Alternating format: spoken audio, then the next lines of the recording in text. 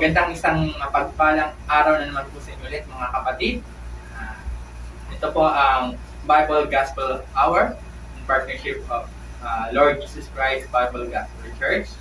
Kami po ay nagpapasalamat sa mga programang ito na nakakapahayag kami at nakakapag-share kami ng pulong ng Panginoon. Maraming salamat din po sa mga taong nagsusuporta na ito na magpatuloy na maibahagi ang mga pulong ng Panginoon through online. No?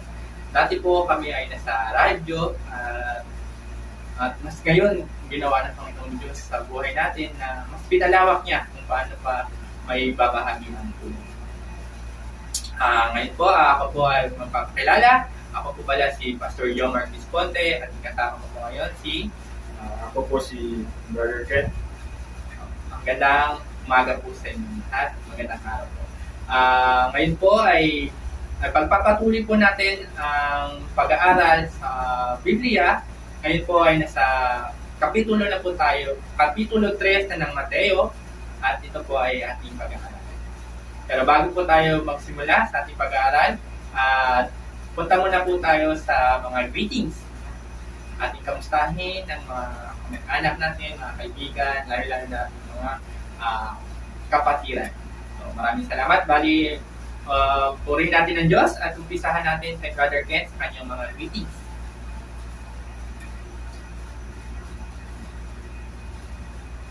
Atong i-greet ang atong mga kaigsunan diya sa Alegria Sur, sa pamilya nila Ate Pia, sa pamilya nila Paul Alan Visponte, o sa uban pang mga kaigsunan diya. Isa pa sa Calvario Luay, sa Basang Tako, dini sa Bahi, ngayong adlaw niyong tanan. O ang bahay ni Pastor. Maraming salamat, Brother Ken. No? Di rin natin papalutasin no, sa mga kamag-anak natin dyan, kahit sa ibang lugar, no, sa malalayong lugar, sa ibang bansa. Kayo po ay dinigreet ko. Isang mapagpalang araw po sa inyo lahat dyan. Kung nasaan man kayo dito sa tulog ng mundo, naway nasa mabuti kayong katayuan at ang pagpapala ng Panginoon Diyos ay sumasa inyo. Kung akong aking lalo gusto kong i-greet ang pamilya ko sa Luway, no, sa akong may bahay na si Sister Che, sa akong mga anak diha na si Brayden, si Katkat, at dyan po kay Lula Nani, no, sa Alegria Sur, sa akong mama na nasa work, o sa akong sa mga kapatid ko sa Maynila at sa Saudi. Magandang araw sa inyo lahat dyan. Gusto ko rin ibatiin ang mga taga-Tagbilaran natin, mga kapatid na Tagbilaran, no? Kala Pastor Sirio, kala Sister Celsa, at sa pamilya din po ni Dr. Katura, no? Kala Sister Lenny. Magandang araw po sa inyo lahat dyan. Ganun din po sa kapatid natin dyan sa Gindoliman, no? Si Pastor Becky Bansal, no? Magandang araw po sa inyo. Ganun din po sa mga kapatid natin sa Basak Tabo, Pastor Nardo, kay Sister Lisa Samar, magandang araw po sa inyo lahat. At sa mga di ko pa po nag-greet, maraming salamat po sa inyo lahat sa mga sumusuporta sa programang ito.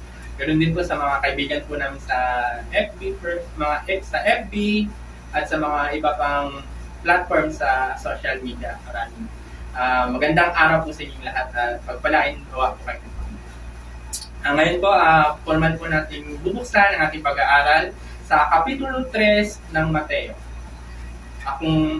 Aking babasahin ang pulong ng Panginoon at kung meron din kayong mga Bible dyan sa inyong mga bahay, pwede nyo rin, free po kayo na basahin ng inyong mga Biblia at isa-isahin natin yung mga pulong na nakasulat sa Biblia. Ngayon po ay nasa Matthew 3. Pabasahin po siya sa Tagalog na version. Sa Matthew 3, versikulo 1. Nang panahong iyon, si Juan Bautista ay dumating sa ilang ng Judea at nagsimulang mangaral. Sinabi niya, "Pagsisihan ninyo at talikdan ang inyong mga kasalanan, sapagkat malapit nang maghari ang Diyos." Si Juan ang tinutukoy ni Propeta Isaias nang sabihin nito. Ito ang sabi ng isang sumisigaw sa ilang, "Ihanda ninyo ang daraanan ng Panginoon, tuwirin ninyo ang kanyang mga landas." Verse 4, "Hinabing balahibo ng kamelyo ang damit ni Juan, at balat ang kanyang pamitis. Ang kanya namang pagkai, balang at pulot-putyutan. At pumunta sa kanya ang mga taga-Jerusalem, taga-Judea, at mga naninirahan sa magkabilang panig ng Jordan. Ipinahayag nila ang kanilang mga kasalanan, at sila ay binautismohan ni Juan sa ilog Jordan.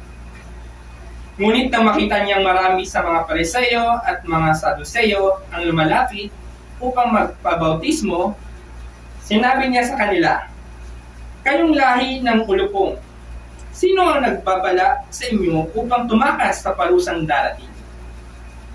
Ipakilala ninyo sa pamamagitan ng iyong pamumuhay na kayo'y nagsisisi. At huwag ninyong ipangahas na kayo'y anak ni Abraham.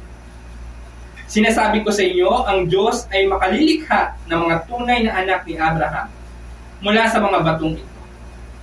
Ngayon pa'y nakaambag na ang palakol sa ugat ng punong kahoy, ang bawat punong kahoy na hindi mabuti, ang bunga ay puputulin at ihahagi sa apoy. Binabautisman ko kayo sa tubig bilang tanda na nagpagsisisi ninyo at pagtalikod sa inyong mga kasalanan. Ngunit ang dumarating na kasunod ko ang magbabautismo sa inyo sa Espiritu Santo at sa apoy. Siya'y makapangyarihan kaysa akin. Hindi ako karapat-dapat kahit tagadala ng kanyang panyapak. Hawak niya ang kanyang kalaykay upang alisin ang dayami. Titipunin niya ang kamali, ang trigo, ngunit ang ipa'y susunugin sa apoy na di mamamatay kailanman." Verse 13, si Jesus ay dumating naman sa Jordan mula sa Galilea at lumapit kay Juan upang pabautismo. Sinansala siya ni Juan na ang wika, "Ako po ang kailangang bautismoan ninyo, at kayo po ang lalapit sa akin." Ngunit tinugon siya ni Jesus, "Hayaan mo itong mangyari ngayon, sapagkat ito ang nararapat nating gawin upang matupad ang kalooban ng Diyos." At pumayag si Juan. Nang mabautismohan si Jesus, umahon siya sa tubig, nabuksan ang langit at nakita niya ang Espiritu ng Diyos bumababa sa kanya, gaya ng isang kalapat. At isang tinig mula sa langit ang nagsabi, "Ito ang minamahal kong anak na lubos kong kinalulunod." Maraming salamat sa pulong ng Panginoon at purihin natin ang Panginoong Diyos at tayo po'y manalangin muna bago natin ipahagi ang aming naintindihan at mga aral na mapupulit natin sa Mateo 3. Manalangin po tayo. Mapagmahal naming Ama na sa langit, na gumawa at naglikha ng langit at lupa. Ikaw po ang pinupuri po namin at sinasamba po, Panginoon. Maraming salamat po, Panginoon, sa pagkakataon na kami nagtatrabaho sa mga pulong po ninyo at mapabahagi po. Maraming salamat po, Panginoon, sa mga grasya na natanggap din po namin sa aming buhay, lalo-lalo na po, Lord, ang kaluwasan na binigay niyo sa bawat isa. Gabayan niyo rin po kami sa aming pag-aaral na ito at maibahagi po namin at makita po ng ang bawat isa ang pagmamahal at dakila na nanggagamit sa inyo. Patawarin niyo rin po kami, Panginoon, sa aming mga kasalanan, sa mga pagkukulang po namin. At wala na po kami ibang may hiling pa, kundi ang makapiling ka sa mga balang araw. At ito pong lahat ay aking dinadalangin sa pamamagitan ng pangalan ni Jesus, aming Panginoon at Tagapagligtas. Amen. Maraming salamat po. At ngayon po ay bibigyan natin ng pagkakataon na si Brother Ken may share niya ang kanyang na naintindihan at na kanyang reflection sa Mateo 3. Brother Ken? Base sa ako ang nasabtan, meaning chapter 3 sa Matthew is sa book of Isaiah palang daan, napahayag na nga naay mabutay nga Messiah, which is mao si Jesus. Ipahayag ni Juan Bautista na wala daw ng kapot na doon na pag-abot sa Bisaya. So, kailangan ng magandam sa pagalingon, magandam ng pagalingon kay si Jesus ang ato ang manluluwas o siya ang magahindo sa ato ang mga sala.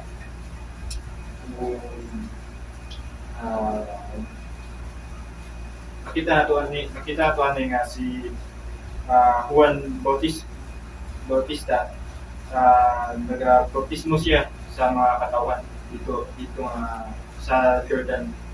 Kung di ba sa 7 murag natinga si Juan kay kuno daghang Pariseo, mga Saduceo nga ngadto alang sa pagbautismo kaniya. Kung yung panay nga siya mingon nga to kanila o paliwat sa mga halas nga malala kinsa ang nagapasidaan kaninyo sa paglikay gikan sa kapungot nga umaabot. Makita to ni nga nakurat yun si Juan si pati mga Pariseo sa nagpabautismo.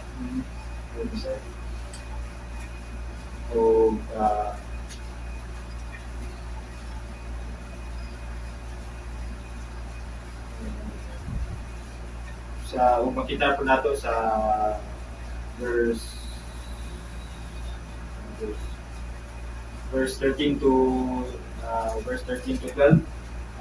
mabasahan po nato diha verse 13 to 17. Mabasahan nato diha. Mabasahan nato ani nga nagpabautismo si Jesus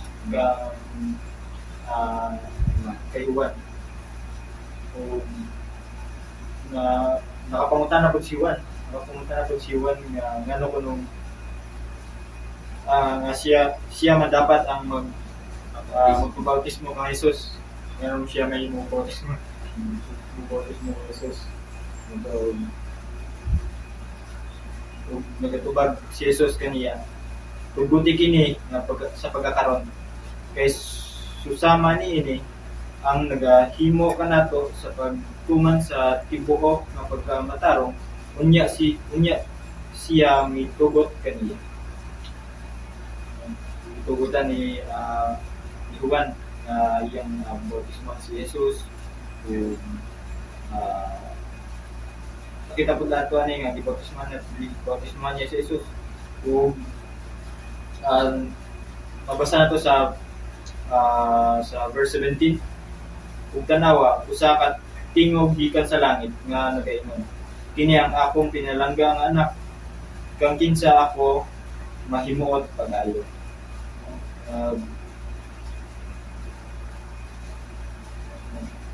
Kita dyan ito ang mga bautismo ni Jesus ang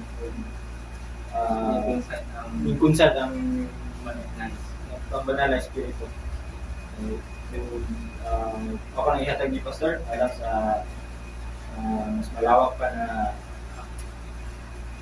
maraming salamat, Brother Kent, no? So, sa pahayag ni Brother Kent, no, na nakita natin na sa kanyang sa punto sa iyang binahagi, no, sinabi dun sa una pa lang, no, nung sa Old Testament pa lang, naipahayag na may darating na Messiah. Nagpahayag na ni Propeta Isaiah na darating si Jesus Christ sa kalibutan. Nakita natin na pati ang mga Pariseo, mga Saduceo, nagpabautismo kay Juan dahil siyempre, nag-aaral din sila ng puno ng Biblia, na napag-aralan din nila na may darating talagang Mesiyas. Saka alam nila na may pag-umubong, no, na may magpaparusa sa mga kasalanan na nagawa niya. Kita din ni Juan Bautista na yung sa verse 13, no, nakita niya na pati si Jesus Christ, no, nasabihan niya na dapat hindi dapat siya ang magbautismo sa kanya, kundi si Jesus Christ. Pero nakita din natin doon na kung gusto ng Panginoong Diyos na mapulpil ang kalooban ng Diyos Ama, kailangan na mabautismuhan siya managi sa doon. Nakita natin na nipunsad ang banal na Espiritu kay Jesus. So, salamat Brother Kent, no? So, sa akong i-share sa pag-aaral dito sa Matthew 3, no? May 3 puntos ako na makita na 3 puntos na makikita natin at may apply natin sa ating pamumuhay, no? So, meron 3 puntos dito. Unang-una is ang pagsisisi. Makikita natin yan na bago sila magpabautismuhan is kailangan mo na magsisi ng mga tao. So, sa verse 1, makita na yung ano ka na lang din. Na nung panahong iyon, si Juan Bautista ay dumating sa ilang ng Judea at nagsimulang mangaral. Sinabi niya na, pagsisihan ninyo, talikdan ang inyong mga kasalanan, sapagkat malapit ng maghari ang Diyos. Alam naman natin na paano ka lalapit sa isang tao kung meron kayong gap dahil may kasalanan ka sa kanya, may kasalanan din siya sa'yo. So, talagang pinapakita dito na kailangan mo nang magsisi. Kailangan mo natin pagsisihan yung kasalanan natin para may balik yung relasyon ng bawat isa. Kita natin na sa verse 3, no, si Juan ang tinutukoy ni Propeta Isaias nang sabihin nito, ito ang sabi ng isang sumisigaw sa ilang, ihanda ninyo ang daraanan ng Panginoon. Tuwirin ninyo ang kanyang mga landas. Makita natin na kailangan natin maganda. Paano paghahanda ang gustong ipakita dito ng Juan Bautista? Yun na yung sinasabi ng dito na kailangan natin pagsisihan yung mga kasalanan natin. Kailangan natin magkaroon ng maayos na relasyon sa Panginoon sa pamamagitan ng maging yung wala ng alinlangan. Maganda yung pakikisama ng bawat isa sa atin sa relasyon natin sa Panginoon. Then makikita din natin na yun nga, no, na talagang doon pala sa Old Testament pinahayag na darating ang Panginoong Diyos, Jesu Cristo, sa kalibutan. So, ang iba, in-expect pa nga ng mga Pariseo dito at mga is yung darating na Mesiyas is talagang hari, no? Kaya sa part nila is sa pag-aaral nila, hari kasi yung na in-expect nila talagang mayaman o bantog na magiging ang hinihintay nila. Kaya huwag sila mag-expect na sa pamamagitan ni Jesus Christ na nandun sa mababang level ng katayuan sa pamumuhay ang dumating. Sa verse 4, no, dito makita natin na hinabing balahibo ng kamelyo ang gamit ni Juan at balat ang kanyang pamigkis. Ang kanya namang pagkaibal, balang at pulot-pukyutan. Verse 5, at pumunta sa kanya ang mga taga-Jerusalem, taga-Judea at mga naninirahan sa magkabilang panig ng Jordan. Ipinahayag nila ang kanilang mga kasalanan at sila ay binautismuhan ni Juan sa ilog Jordan. Dito nakita talaga natin, no, sa unang topic natin, yung pagsisisi. Hindi mababautismuhan ni Juan kung hindi sila nagsisisi sa kanilang mga kasalanan. Kaya pinahayag talaga na kailangan nyo magsisi muna bago kayo mabautismuhan. Then sa ikalawang puntos natin mga kapatid is ang pagbautismo. So doon ay pumasok na bakit ba kailangan magpabautismo?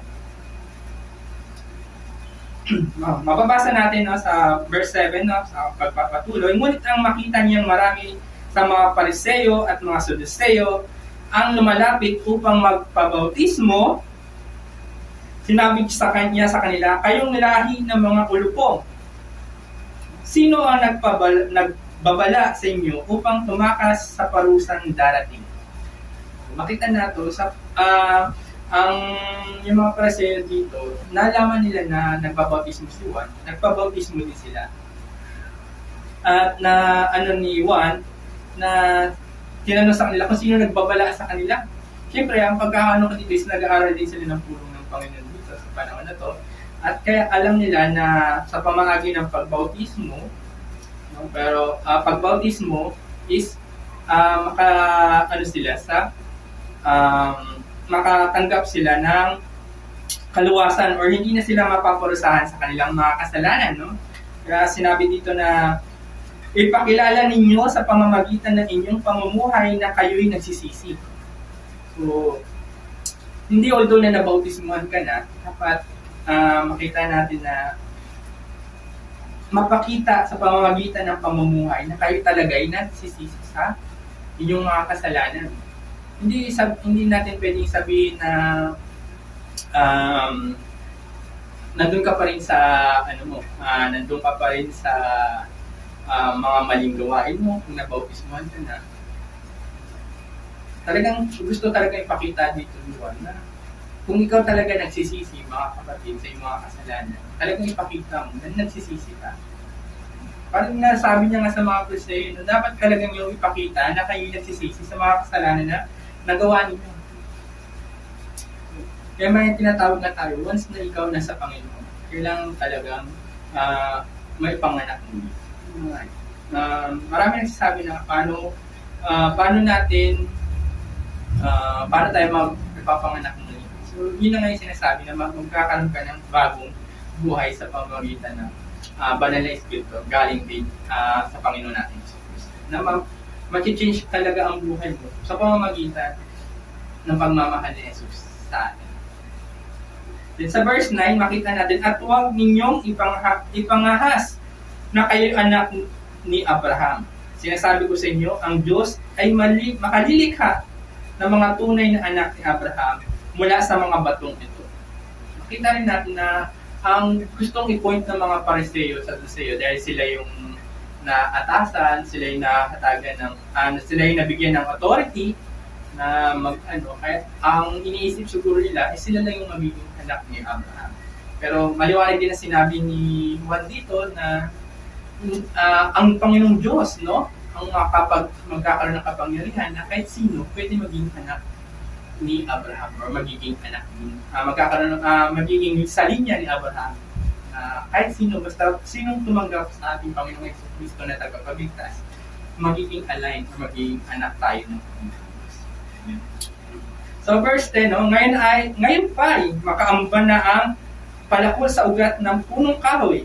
Ang bawat punong kahoy na hindi mabuti ang bunga ay puputulin at ihahagis sa apoy. Mapapansin din natin kay Juan Bautista dito na talagang gigiyahan siya ng Panginoong Diyos sa kanyang mga sinasabi dahil alam niya na may kailangan na paghahanda. No? Makita natin na naghanda rin na magkakaroon talaga ng dalawang pupuntahan ng isang tao. Kung wala ka sa linya talaga ng Panginoong Diyos, so doon ka sa kalaban ng Diyos, no? Kay Satanas ka mapupunta. Kaya kailangan din, no, pinaaral din dito na kailangan natin mamunga sa mga pangtrabaho ng Panginoong Diyos. Kailangan natin na may bahagi ang pulong ng Panginoon. Kasi yun naman din talaga ang purpose ng Panginoon. Kaya habang tayo nabubuhay dito, kailangan natin ihayag ang liwanag ng Panginoon Diyos.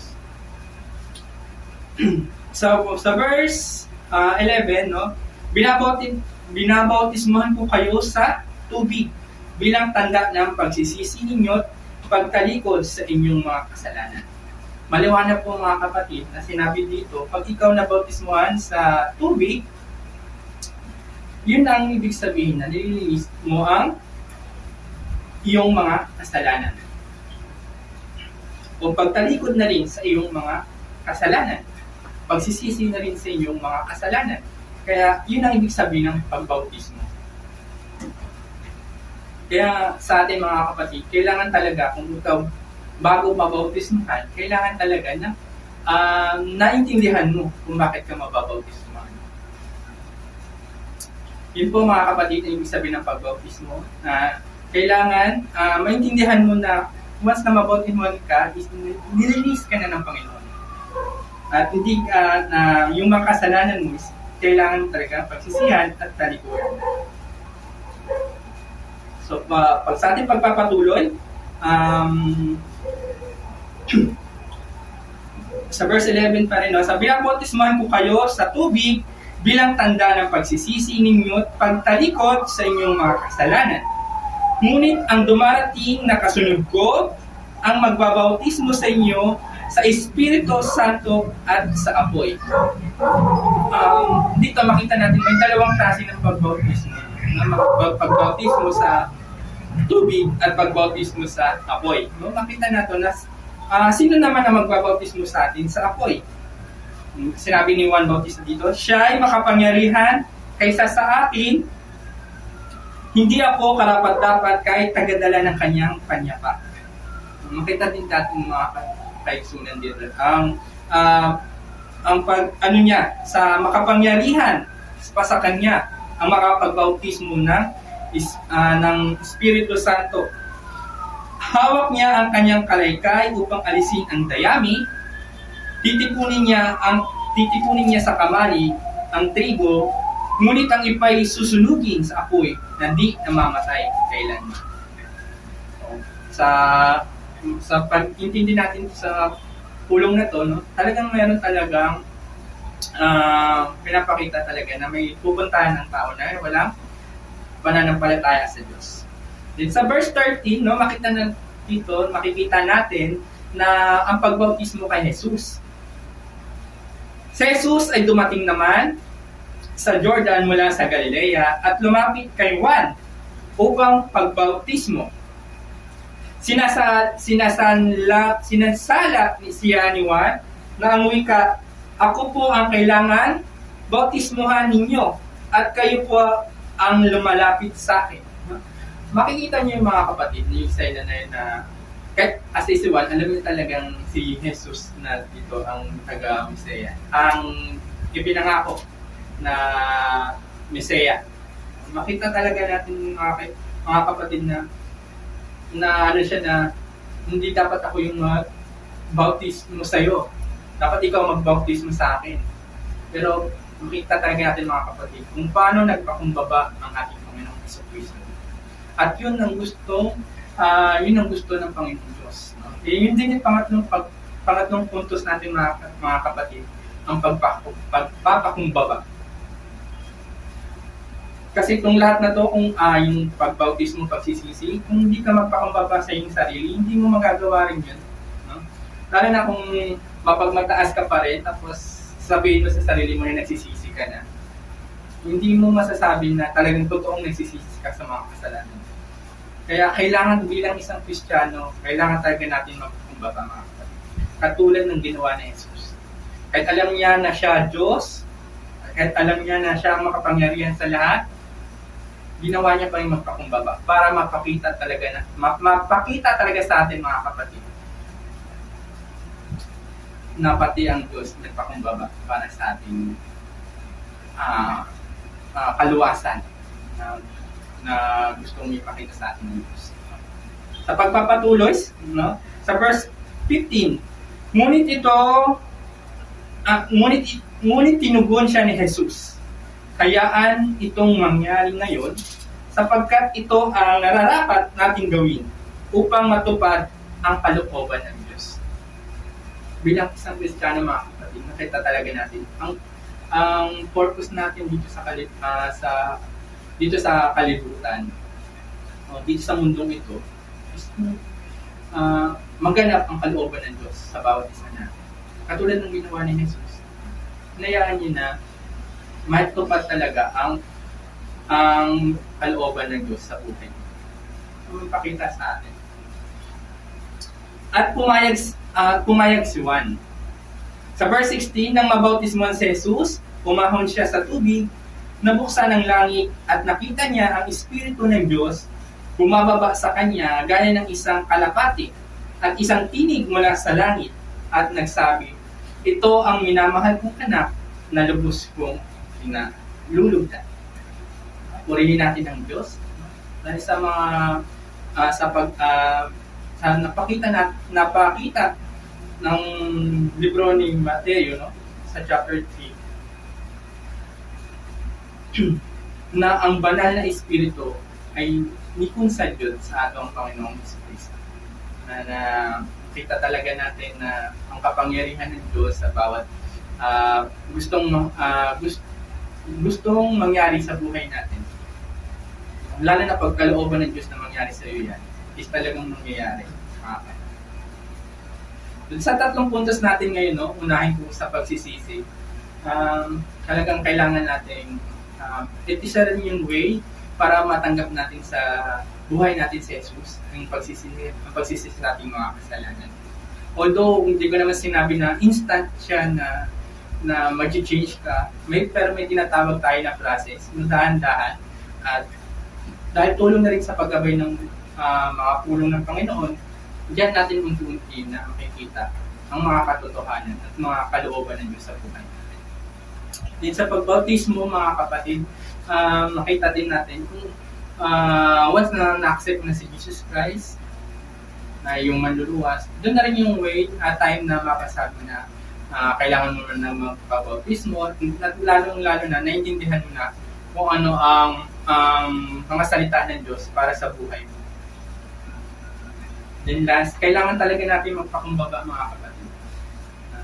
Bilang isang Kristiyano, talagang iano natin sa ating mga sarili na sa lahat ng bagay, kailangan natin magpakumbaba.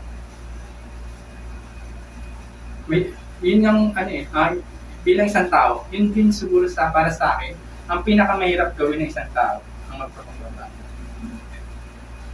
Pero yun ang tinuturo sa atin ng Biblia. Yun ang tinuturo sa atin ng pulong ng Panginoon. Na kailangan talaga natin magpakumbaba. Kasi kung walang pagpapakumbaba, hindi mo masasabi nagsisisi ka sa mga kasalanan mo. At di ka rin matututo sa mga bagay-bagay dito kung lagi ka magpapamaitaas. Bubot, yun na sinabi ni Brother Ken. So, salamat sa Panginoon at purihin natin ang Panginoon. Yun lang po ang maibabahagi namin sa panahong ito at gusto po namin pang mag-share pa ng pulong ng Panginoon at siguro sa mga darating pa pong panahon at sa pag-aaral muli natin. At kami po ay nagpapasalamat ng marami at lalo-lalo nagpapasalamat po kami sa Panginoong Diyos na siya to wala to lahat kung hindi dahil sa kapangyarihan ng Panginoon at hindi rin sa malaking pag-ibig ng Panginoon na kailangan mangyari yung pag-aaral. Online na kami. So maraming salamat po sa Panginoon. Kami ngayon ay sa Bisaya pa, manamilit na. Ako po si Pastor John Mark Visconte at kasama ko naman si Brother Ken. God bless us all. Maraming salamat po.